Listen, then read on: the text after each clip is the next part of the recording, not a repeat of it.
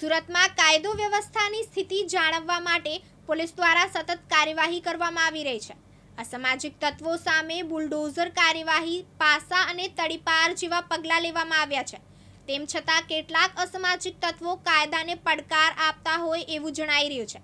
ગોડાદરા વિસ્તારમાં આવી જ એક ચોંકાવનારી ઘટના સામે આવી છે, જેમાં એક શખ્સ 2 રેમ્બો ચપ્પુ લઈને જાહેરમાં દાદાગીરી કરતા જોવા મળ્યો હતો।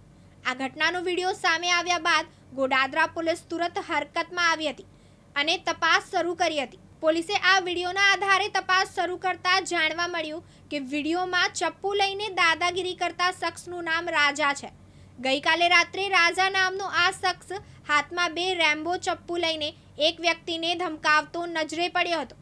આ ઘટના પાછળનું કારણ એક વ્યક્તિ સાથે થયેલો વિવાદ હોવાનું મનાઈ રહ્યું છે। જે વ્યક્તિને રાજા ધમકાવી રહ્યો હતો તેના સાથે કોઈ અંગત બાબતે ઝઘડો થયો હતો અને તેને ડરાવવા માટે રાજા રેમ્બો ચપ્પુ લઈને પહોંચ્યો હતો। તેની સામે અગાઉ પણ ગોડાદરા પોલીસ સ્ટેશનમાં પ્રોહિબિશનનો ગુનો દાખલ થઈ ચૂક્યો છે।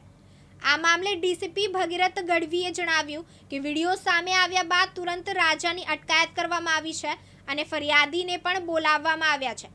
ફરિયાદીના નિવેદનના આધારે આગળની કાર્યવાહી હાથ ધરવામાં આવશે। મુકેશ ગુરવ સાથે સાબિર સૈયદ, દિવ્યાંગ ન્યૂઝ, સુરત।